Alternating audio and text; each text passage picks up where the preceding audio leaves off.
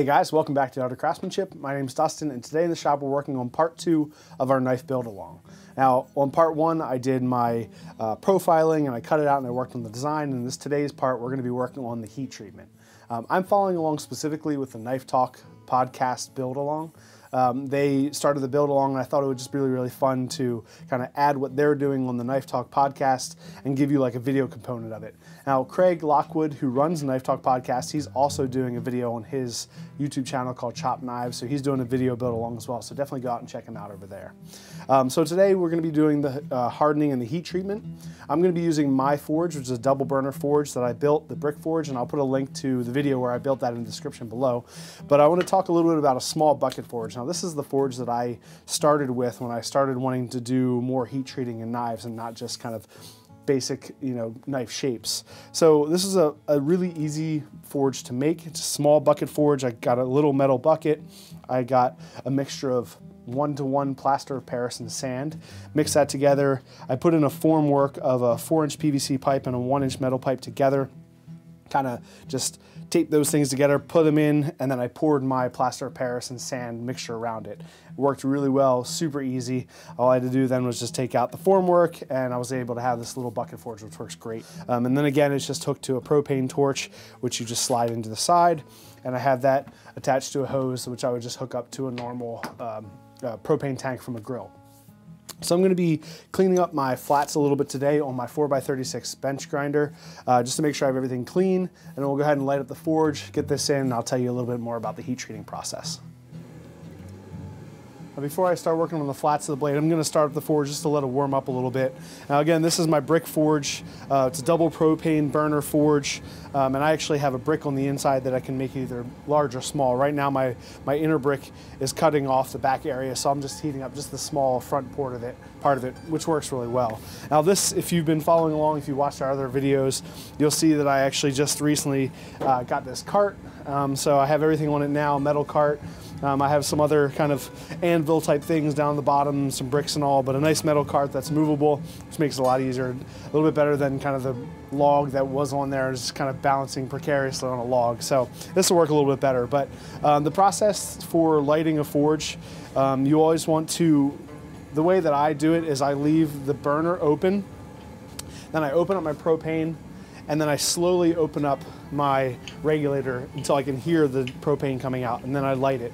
So you want to hear that propane coming, you light it up, and you'll get plenty of, it'll burn correctly, and it's the safest way to do it.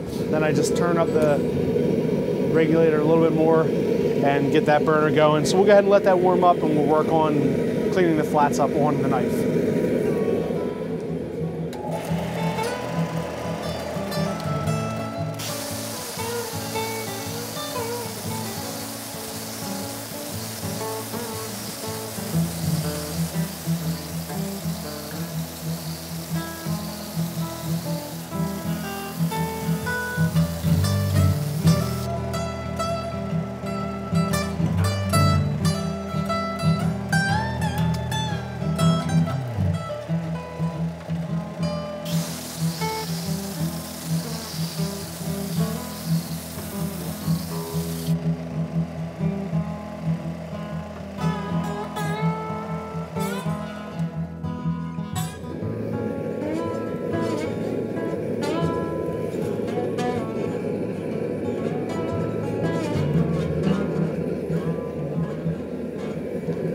Now, doing my heat treatment in a forge like this, you want to make sure that you go through all your steps of normalizing cycles. Normalizing helps to kind of clean up all the grain structure and get everything nice and even before you do your quench. Now, using a heat treating oven, you can kind of skip that step because you can bring your temperature up and you can hold it at a perfect temperature for a certain amount of time, which will help to clean everything up. But doing it in a forge is a little bit more unpredictable, so I'm going to go through my normalizing cycles where I'm going to get it into the forge, heat it up, and let it air cool. I'll pull it out, let it air cool 3 times. The first time I'm going to do it a little bit hotter, the second time a little bit medium, and then the third time I'll do it to the same temperature that I'll do it when I quench, which is just going to be about cherry red, just a dull cherry red.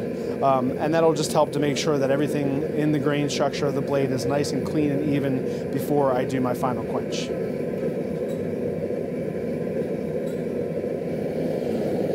I'm just double checking that the blade is staying nice and straight, which it is. So I'm going to go back in now for the second of my 3 normalizing cycles.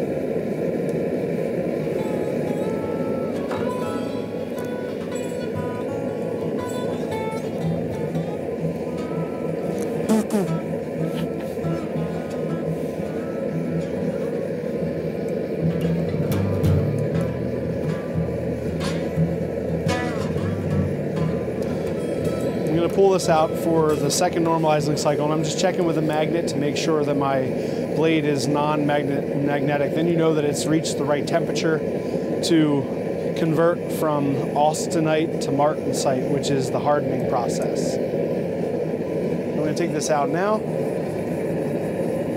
and I have a small piece of steel here. I'm going to toss this into the forge, and I'll use this to warm up my oil for my quench.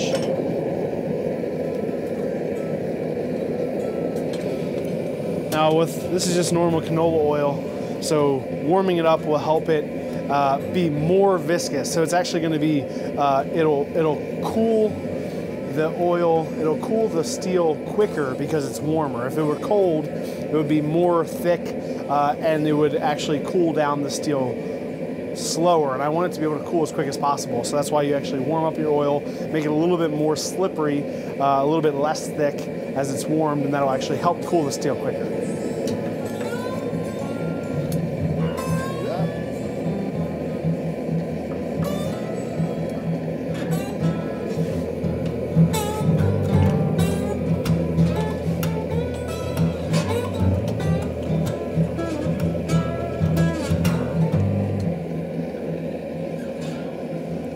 I'm going to go back in now for my last normalizing cycle. Now this time I just want to heat it up to just cherry red, just over non-magnetic, which will be my final quenching. You can see it's burning off some of the oil on my tongs.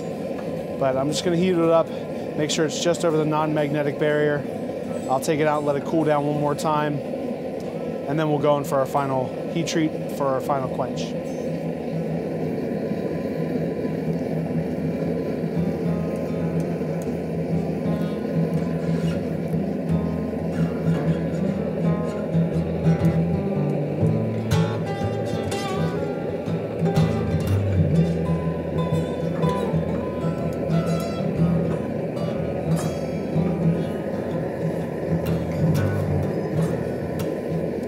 I'm going to go ahead and get my knife in for my last heat treat. And what I'm doing, like you see, I switched over to a different pair of tongs because I want to be able to grab this knife from above. So I'll be heating it up, obviously blade down. But this way, when I go in for my final quench, I can bring it over here and then go straight in, keep the blade horizontal and go into the oil. Now you want to make sure that you set up your oil close to your forge, that way it's nice and easy to get to. Maybe practice your movements, make sure you have a good clean open movement from your forge into your oil, that way you can quench and get that blade to come down in temperature as quick as possible. I'm going to go ahead and get this in now. I'll just keep a close eye on it to make sure it is right around that cherry red mark.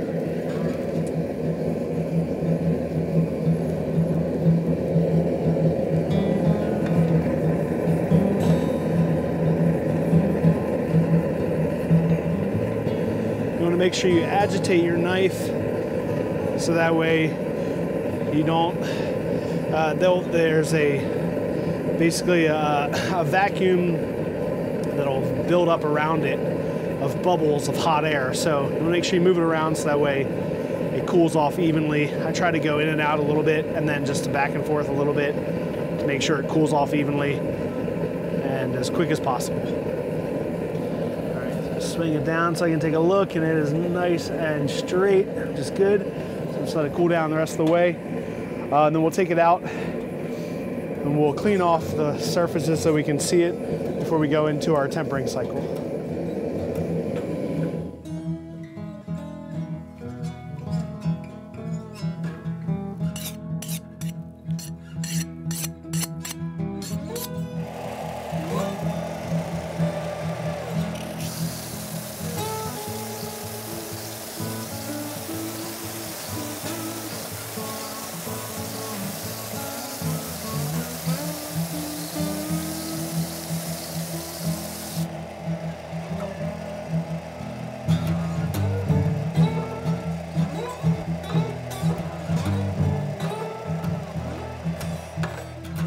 All right, well, I just cleaned off the surfaces of both sides so I can see the tempering colors. So I'm going to take us upstairs into my kitchen oven, and I'm going to set the oven for 400 degrees, and I'm going to get this in twice at 400 degrees for 2 hours each time. In between each tempering cycle, I'll take it out and I'll let it cool down on the top of the oven, and I'll get it back in for my second cycle. Now, the color I'm looking for, and the reason why I cleaned off the surfaces, is I'm looking for like a dark straw orangey color.